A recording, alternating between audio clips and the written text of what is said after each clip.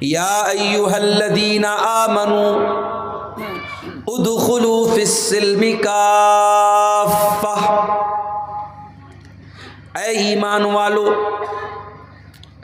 داخل ہو جاؤ، پرویش کرو، انٹری کرو، فی السلم اسلام کے اندر۔ یا ایھا الذین آمنوا ادخلوا فی السلم کافہ، اے ایمان والو تم اسلام کے اندر پورے کے پورے داخل ہو جاؤ۔ آپ کسی مکان کے اندر داخل ہوتے ہیں، ایسا تو نہیں ہوتا کہ آپ کا ہاتھ مکان کے اندر ہے اور باقی جسم باہر ہے، ایسا تو نہیں ہوتا۔ آپ ایسا بھی نہیں کرتے کسی مکان کے اندر، کسی بلڈنگ کے اندر آپ داخل ہوتے ہیں، پیر بلڈنگ کے اندر ہے اور باقی باڈی باہر ہے۔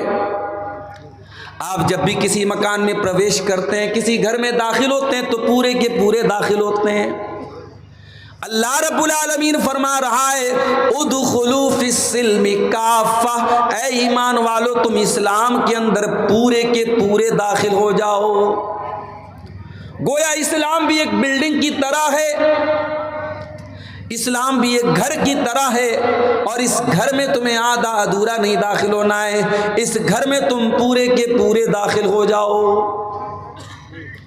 وَلَا تَتَّبِعُوا خُطُوَاتِ الشَّيْطَانِ، اور اے ایمان والو تم شیطان کے طریقے پر نہ چلنا، شیطان کے نقش قدم پر نہ چلنا۔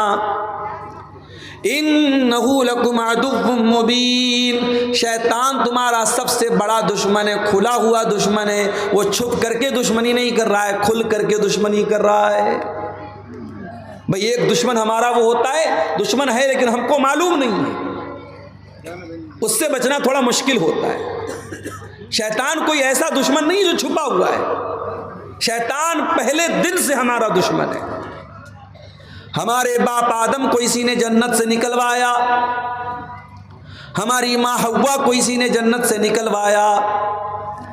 ہمارے ماں باپ آدم اور حوا کو جس پیڑ کے قریب جانے سے اللہ نے منع کیا تھا، اس پیڑ کو چکھنے پر اس نے مجبور تو نہیں کہہ سکتے، یعنی ایسا ان کو لالچ دلایا، ایسا بہکایا کہ انہوں نے اس پیڑ کو کھا لیا، اس کے پھل کو کھا لیا۔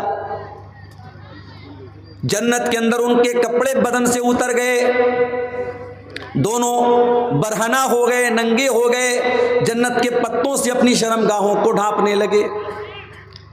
شیطان ہمارے باپ آدم سے لے کر کے ہماری ماں حوا سے لے کر کے قیامت تک آنے والے ہر انسان کا دشمن ہے، ہر اس انسان کا دشمن ہے جو اللہ کے راستے پر چلنے والا ہے، جو دین کے راستے پر چلنے والا ہے۔ شیطان کا کام ہی ہے ہم کو بہکانا۔ شیطان تو وعدہ کر کے آیا اللہ تعالیٰ سے، شیطان خاموش نہیں بیٹھا ہے، شیطان وعدہ کر کے آیا ہے۔ ثم لآتینہم من بین ایدیہم ومن خلفہم وعن ایمانہم وعن شمائلہم ولا تجد اکثرہم شاکرین۔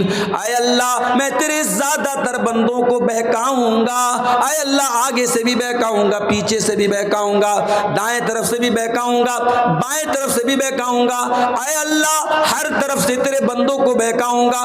ولا تجد اکثرہم شاکرین، اور تیرے زیادہ تر بندے تیرے ناشکرے ہو جائیں گے۔ ناشکرے ہیں کہ نہیں؟ بڑے بڑے پڑھے لکھے لوگ ہیں، قابل لوگ ہیں، ویل ایجوکیٹڈ ہیں، ویل کوالیفائڈ ہیں، سورج کے آگے ہاتھ جوڑ رہے ہیں، چاند کی عبادت کر رہے ہیں، پیڑ کی عبادت کر رہے ہیں، ندی کے آگے ہاتھ جوڑ رہے ہیں، ساڑ کو دیکھ کر کے، گائے کو دیکھ کر کے اس کے آگے ہاتھ جوڑ رہے ہیں، گائے کا پیشاب پی رہے ہیں، گائے کا گوبر کھا رہے ہیں۔ آپ کے گوہاٹی کے اندر عورت کی شرمگاہ کی مورت بنی، اس کی عبادت ہو رہی ہے، شرمگاہ کی پوجا، شرمگاہ کی عبادت ہو رہی ہے۔ اس سے بڑھ کر کے اللہ تعالیٰ کی ناشکری کیا ہوگی؟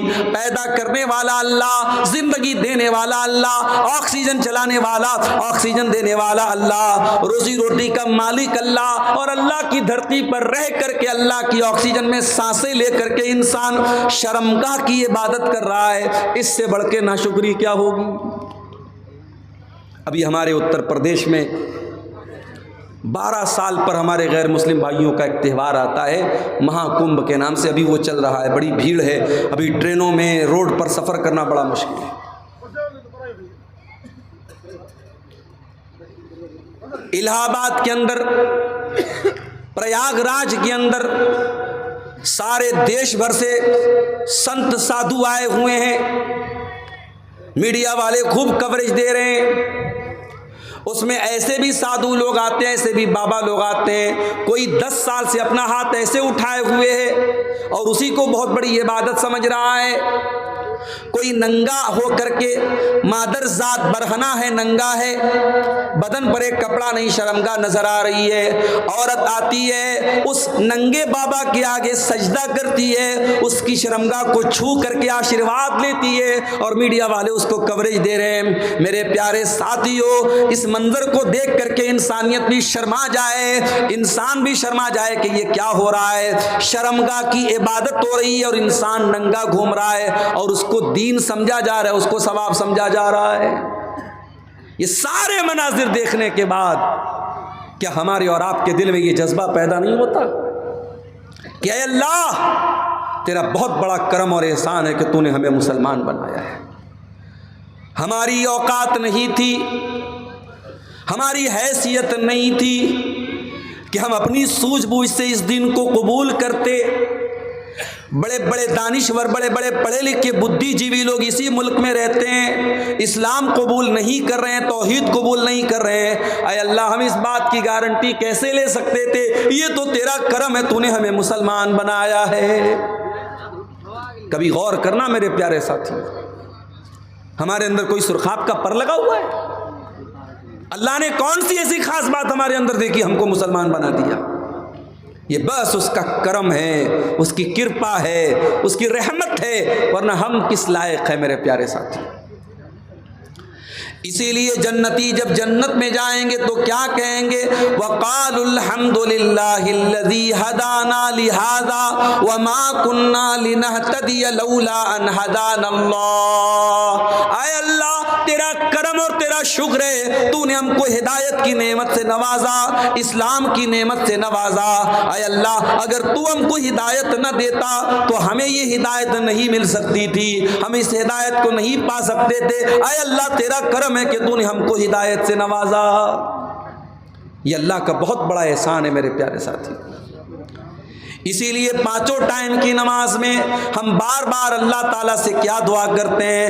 اہدنا الصراط المستقیم، اے اللہ تو صراط مستقیم پر ہم کو چلانا، اپنے سیدھے راستے پر چلانا، اسلام کے اوپر چلانا۔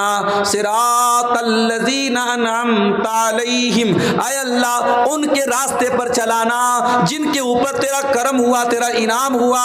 اے اللہ نبیوں کے راستے پر چلانا، اے اللہ صدیقین کے راستے پر چلانا، اے اللہ شہداء کے راستے پر چلانا، اے اللہ صالحین کے راستے پر چلانا، غیر المغضوب علیہم ولا الضالین، اے اللہ ان کے راستے پر تو نہ چلانا جن کے اوپر تیرا غضب نازل ہوا، ان کے راستے پر نہ چلانا جو بھٹک گئے، اے اللہ یہود و نصارہ کے طریقے پر نہ چلانا۔ یہ دعا کرتے ہیں ہم سورہ فاتحہ کی شکل میں، 5 ٹائم کی نماز میں ہر رکعت میں ہم یہ دعا کرتے ہیں کہ اتنی بڑی نعمت ہے میرے پیارے ساتھیوں اسلام، کہ اس نعمت کو ہم بار بار اللہ سے مانگیں۔